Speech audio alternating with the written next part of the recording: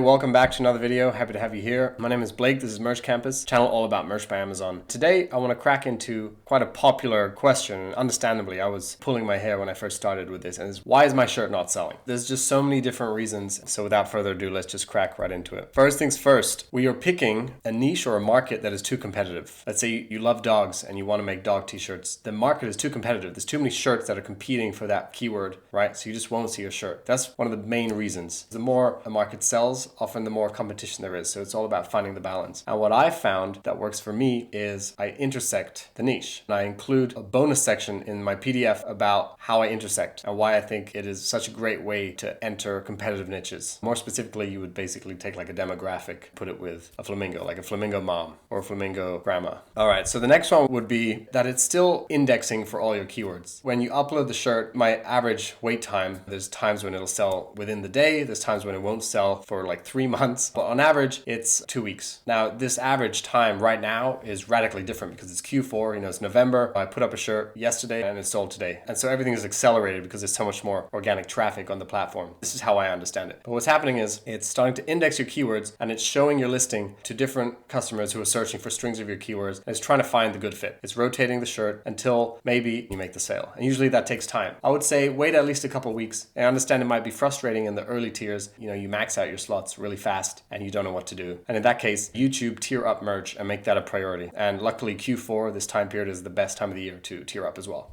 Another one is you don't have a brand external of Amazon, Facebook, Pinterest, Instagram, that you're growing, that you can drive external traffic to, or you're not running paid traffic to your shirts. If you're really thinking long-term about entering POD, in many ways, the best solution is to just grow and build a brand. I understand that it's more of a long-term game because it takes time and investment. Matt and Aaron from the Merch Elephant are focusing heavily on building a brand right now, and I believe it's going to pay off massively in dividends down the line because if you know how to use Merch by Amazon, if you know how to use Etsy, you grow a brand and a community of people that love what you're doing and support you. You drive paid or external traffic to your shirts. They will rank for organic keywords and then you can get free sales from Amazon. That's probably one of the best ways to succeed with Merch by Amazon long term. And I was in the same mindset, is to stop thinking about just putting up anything that will get a sale and start to think a bit more coherently around what you would love to offer and who you would love to serve. If you're growing it alongside platforms like Merch, you're in for a treat because Merch has set their eyes on world domination, as big a POD company as possible. They're going to be selling everything, right? So think a bit more long term.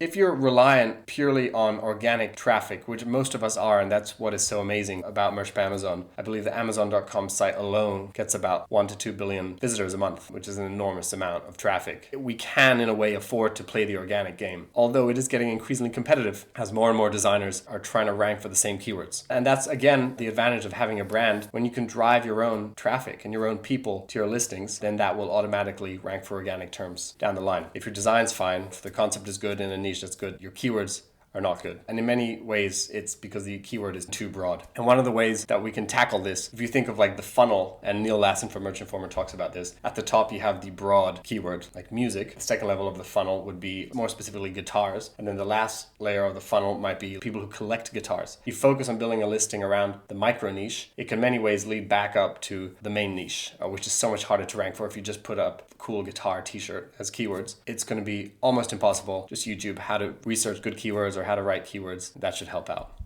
In another one of my videos, I talked about thumbnail as being one of the big hacks that I stumbled upon, and I'm sure I learned this from someone else. And the funny thing is a lot of people disagree with this. Think about it. A lot of people now are shopping on their phones, and when they're scrolling through t-shirts just trying to find ideal shirt for their husband or their son, you can't really see the thumbnail very well.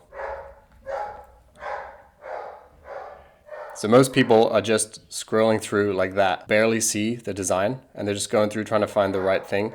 So it's really important to make it stand out as much as possible. And as mobile traffic increases, it's so important to make sure you're hitting all the borders so that your thumbnail actually pops. People will dismiss this as something that's not very important. Trust me, if people cannot even see the design, why would you buy it? If you look at some of the top sellers, you'll realize that the design is really pop. They're big, bold, simple, clear, easy to understand immediately just from one glance. This is a big hack that would really help if you start to do that. Just make the image stretch to the border.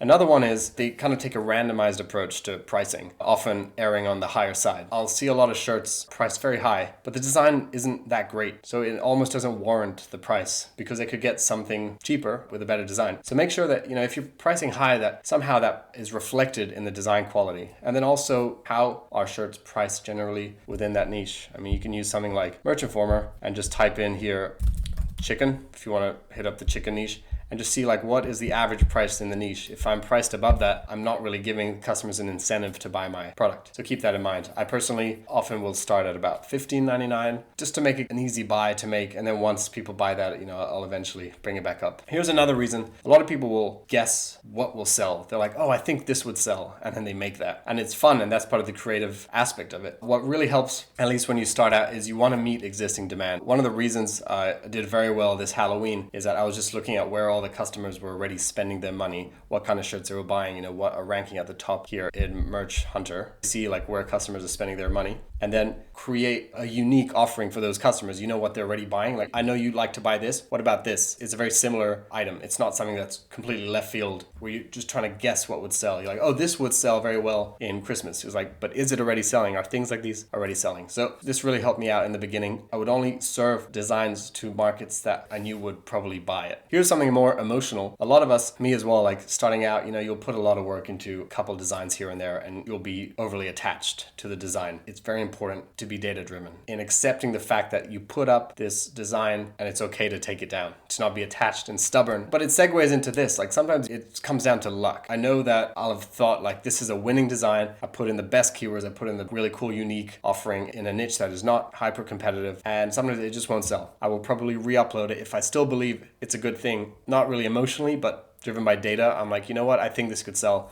I would probably re-upload it. And then sometimes you don't know, like a random shirt which you throw up can take off and start making you a lot of monthly income. It does feel a bit lucky. And so I don't want to discount the element of luck in this game. And also the fact that Amazon's algorithm kind of rotates designs. And sometimes your design will be at the top at the right time, and then all the customers will buy it. Luck does play a role in it, and I didn't want to discount that. And now on a more motivational and philosophical level, why is my shirt not selling implies an entitlement to getting sales. I'm on the platform, why am I not making sales? You kind of have to learn how the game is played. I say that a lot. You have to watch videos, learn how to write keywords, particularly if you're just reliant on organic traffic, as 95+% of us are, if not 99. You have to learn how to research good niches and how to intersect niches and how to make good designs that is compelling to our audience. And so we're kind of entitled to getting these sales, which I think is hurting us. Something that Amy says, she's like tier 100,000, right? And she always says, go into this with no expectations. It'll create some longevity and sustainability in your business that you'll keep learning and keep working. If you're in this game for many years, which I recommend, you start to see the patterns. What sold last year, right now, this Halloween shirt, this one, it sold last year at the exact same time, at the exact same intensity. It was a really hot seller last year. I don't think I would put this up because it looks a lot like Pac-Man to me, but it tends to repeat itself. So just keep learning, keep working. The final slide is Merch by Amazon is going to be the biggest POD platform in the world. And they're scaling really fast. If you decide to partner up with them and you're like, you know what, I want to figure out this game, I want to figure out merch, it's such a great opportunity. They handle fulfillment, customer service, the printing, the traffic. We just have to focus on how do we find good markets, how do we make good designs, and how do we reach customers. The more Q4 cycles we go through, October through December, the more success I believe you will have as a seller on Merch by Amazon. We'll just have a broader catalog of shirts that have reviews and that have sales history and that are more likely to sell in the future. You have quote unquote wisdom in the sense of, oh, I know what sold last year, I probably will know what will sell in the future. And remember, Merch is just 3 years old. It's a really young platform. No one knows that it's happening, so don't quit it just because you're not seeing sales. Maybe take a break. If you want to take a break, just come back for Q4. It's so much easier, astronomically easier to make sales in Q4 just by virtue of the fact that there's so many more people online looking for stuff to buy. In a week or two, we're going to be having Thanksgiving, Black Friday, Cyber Monday, and it actually is more like Cyber Week, which is Amazon has started to do. Those sales really start to pick up in those days. So if I could just say, make sure you're uploading, figure out how to tier up, keep learning, keep watching YouTube videos, because now is the time where you're getting the most out of every upload you put up. Whereas in Jan and Feb, it can be a bit disheartening. Thank you so much for watching. Hopefully that addresses some of the core reasons why you might not be seeing t-shirt sales. There's tons of other reasons that I probably didn't talk about, but this is what just struck me now, and I hope it was useful and of value to your merch journey. And we're about to crack into, in my opinion, the biggest rush for t-shirt sales. Thank you very much for watching. Good luck. Talk soon.